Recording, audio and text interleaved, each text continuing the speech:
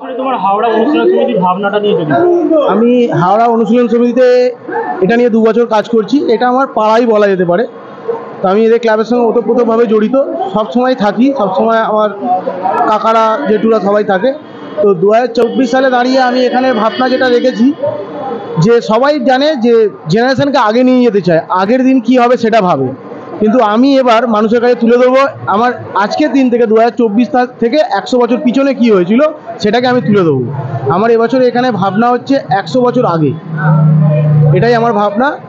তো তাই আশা করি সমস্ত দর্শনার্থী সবাই ভালো থাকবে। আজ থেকেই পুজো শুরু হয়ে গেল। দুর্গাপুজো তো সবাই জানে যে রথের দড়িতে টান পড়লে মা এসে যায়, তাই মা এসে যাচ্ছে। আশা করি আজ থেকে সবাই প্রিপারেশান নেবে, নতুনভাবে নতুন প্রজন্ম জামা কাপড় নতুন সব কিছু কেনা হবে। তো পুজোর একটা আবেগ এসে গেল।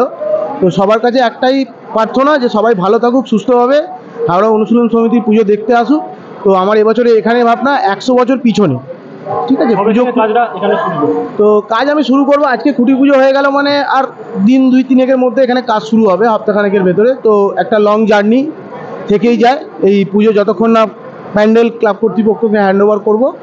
তো এইভাবেই জার্নিটা চলবে। আর অসংখ্য ধন্যবাদ পুজো ক্লিককে যে আমাদের এই অনুশীলন সমিতি খুঁটি পুজোকে কভারেজ করার জন্য। নমস্কার।